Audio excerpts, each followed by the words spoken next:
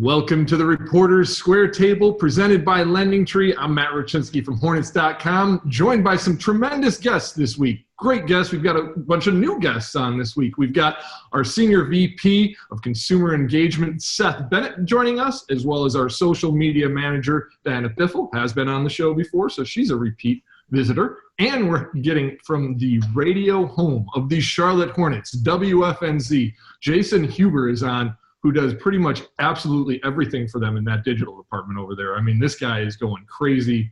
He knows what it's like to be working nonstop for sure as he's trying to knock things out for FNZ over there. So the thing about this show today, these Reporters Square Tables, we usually touch on some subjects of things that are happening, going on. I wanted to use this one as a chance for us to celebrate, guys. I mean, I know how hard everyone here works. I know how much time we all put in, how much passion we all put into what we do. But let's be honest, man, there's been a great Hornets vibe going on these last couple weeks. And it started with the lottery, rolled into uniforms, court, voting. We're going to touch on all of those. But let's just start with the lottery. Seth, what did it mean, for this team to move up from 8 to number 3 in the lottery, especially from a marketing perspective and where we're headed?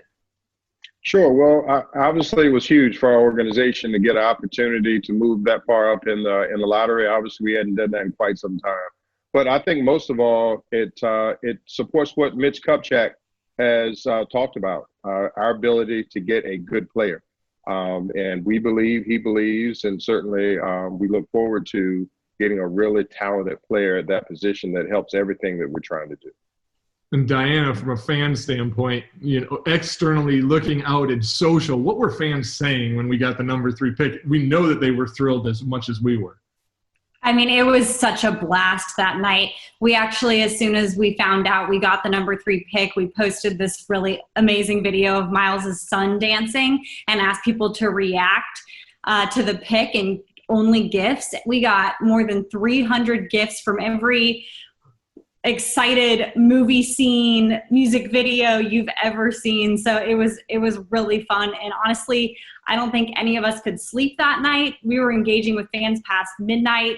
And even the next day, I think everyone was a little bit in shock and pinching themselves. So it was really a blast engaging with fans those few days.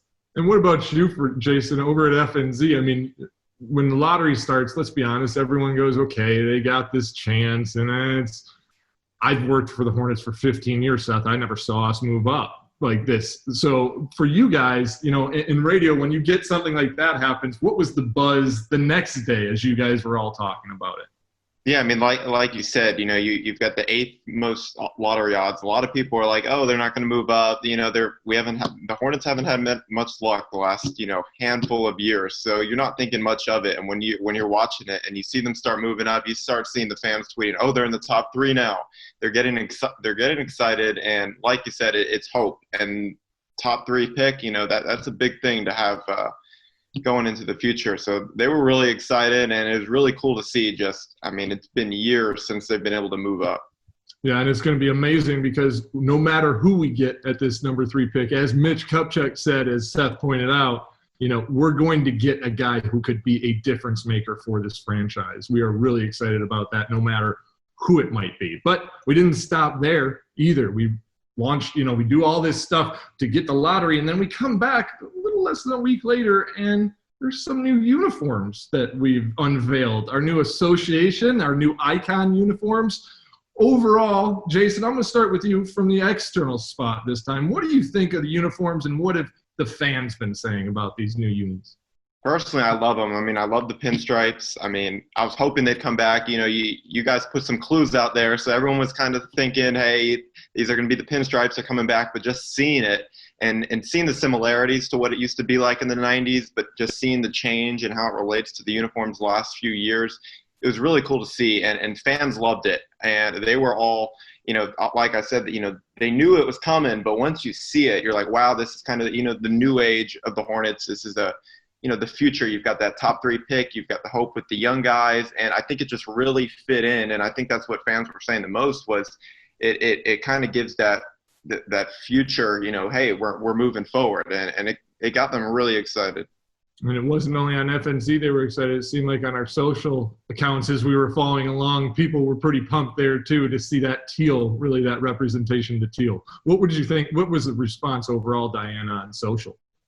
A lot of fire emojis. It was amazing. Overwhelmingly positive response. I think people really felt heard, and that was awesome to see because the social team, but also the entire organization, really listens to the fans and their feedback over the years. And we dropped some polls here and there just to get an idea of how fans feel about things. And I think they really said, hey, the Hornets are listening to me, and it got people pumped. You know, you talk about giving that feedback and us listening. Big props to the guy who's sitting on this call with us, Seth Bennett. He's the one who's taking a lot of those calls and hearing a lot of that feedback and really having to make a lot of those decisions.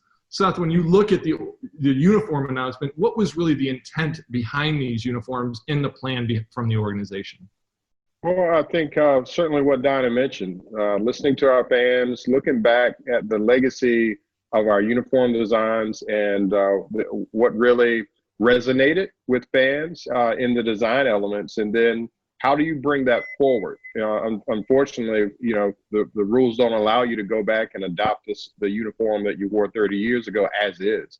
So our task was to try and make it relevant. Move it forward, give it a modern feel, but stay connected. And most importantly, give it a chance to really have a long shelf life and hopefully become iconic. When we get that third pick in the new uniform and along with the great talent that we have right now, hopefully these uniforms, really become a strong part of our uniform history. You mentioned seeing the uniform in that pick.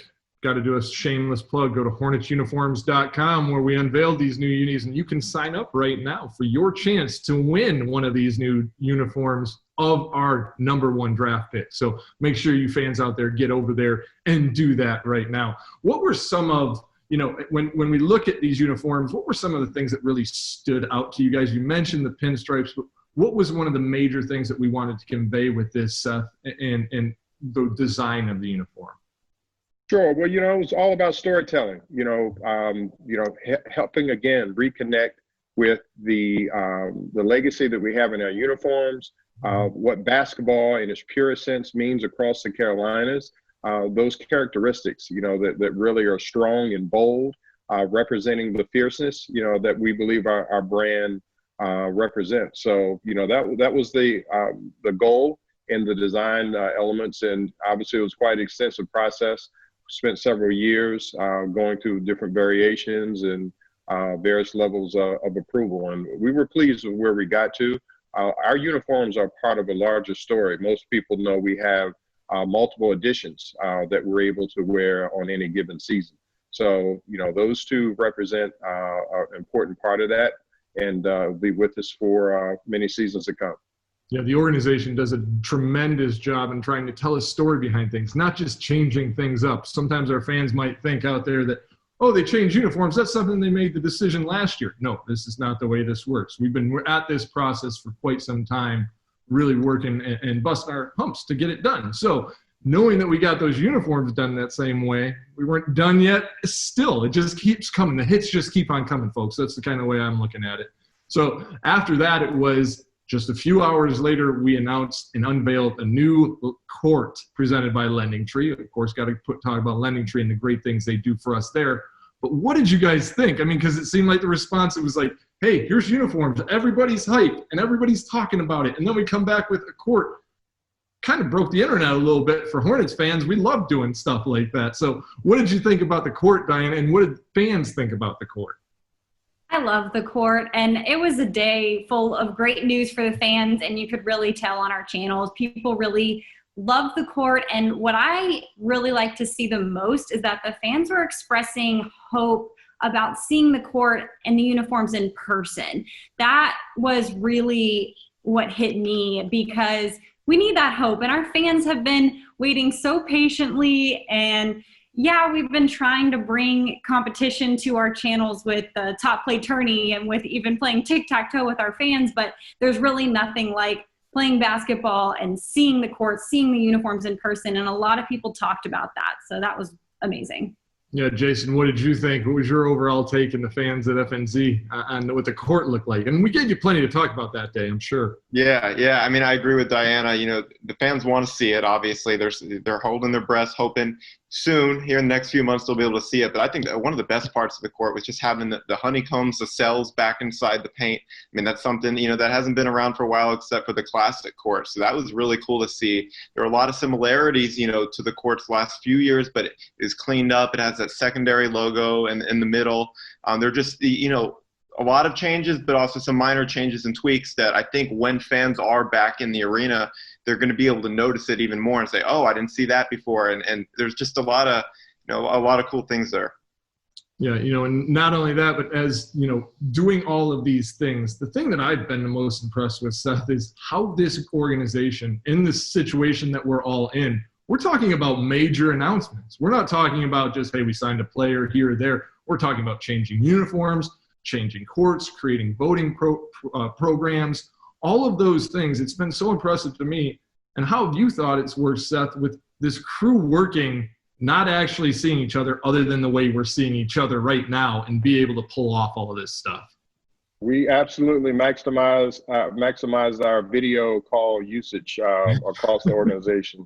You know, really, that's one of the strong suits, I believe, of our organization, Matt, is our ability to collaborate. A lot of talented individuals, a lot of talented departments, but we're our absolute best when we come together.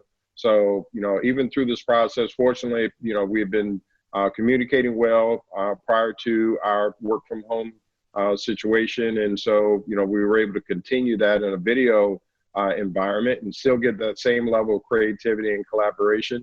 You know, I'll say when it comes to the court, it gives us a chance to highlight some of the brand elements that we have in a different way. And, you know, timing is everything. And we were able to ride that wave of momentum that had started over a week ago and earlier that day and launched the court. So I'm excited about it. It's similar to the uniform. It has that connectivity, but it is fresh and something that I think, you know, our fans will enjoy for some time to come. You know, you mentioned we're best when the organization gets behind things as a whole, when our partners, when everybody gets behind us as a whole, when FNZ is behind us as a whole as well. We're all supporting one thing right now. Everyone is diehard committed to this voting process. We want to make sure that we are educating folks to vote, get out and vote. It's something that is a passion from our owner, straight up from Michael Jordan, all the way down to the bottom. Everyone in our organization is committed to this. Diana, what does that make you feel as a member of HSC, just to see how committed we are to pushing this voting platform? I couldn't be more proud to be a part of this organization and to watch everything we've done over the past 6 months to impact the community. I think that's been one really positive thing to come out of a pretty difficult time for a lot of people. And the voting initiative is so special because of what you said, Matt. It's everybody is passionate about this and everybody is getting involved, whether they are stuffing envelopes, volunteering at registration drives, you know, designing and producing yard signs. Everyone's getting involved and it's really great to be a part of. Jason, what do you think as we've swarmed the polls and you've seen it start to happen, especially over social? What have you thought about what you've seen? I mean, it's great and a very important voting year. The Hornets have a platform. These players, these athletes, coaches, they have a platform. And for everyone at the Hornets to be able to say, hey, you know, we're going to open the arena here for early voting. We want you to come out to these different events that are being held and register to vote. That's a big thing because, you know, I've seen a lot of athletes have said, you know, they've never, you know, knew that they could register to vote. They've never voted before. So just be able to try to invoke that change and get that started, but also have the public and the fans say, hey, we'll help you register to vote. You know, it takes you guys off the basketball court. And that's a big thing to say, hey, we're also here to help you guys. And it's not just about us. So it's really cool to see. And Seth, for you, obviously, we know that this was an important platform for the organization. You have to be impressed so far with how much this organization has gotten behind this as well. Absolutely. It's been exciting to see, and I would say so many of our younger generation really kind of get involved and show their genuine interest to understand the process and how they can be a part of it. And I think what it's about, you know, most of all is just helping our entire community, not one part of it, our entire community, understand that they have a voice, their voice matters, and there's a process for them to participate in how they want to shape their communities, not just at the national or state level, but here in our greater Charlotte community as well.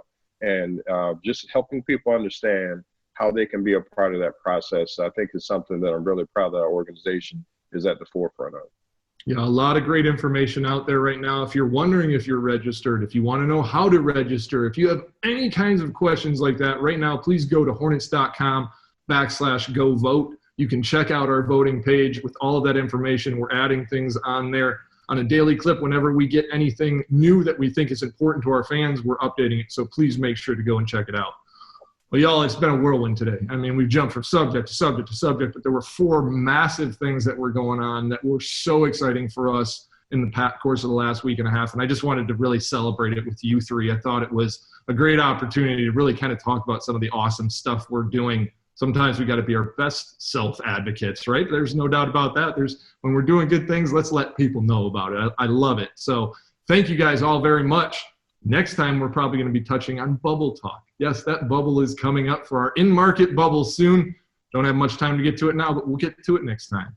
So thank you all for joining us on the Reporters Square Table presented by LendingTree. For Diana, for Seth, and for Jason, I'm Matt Roczynski with Hornets.com.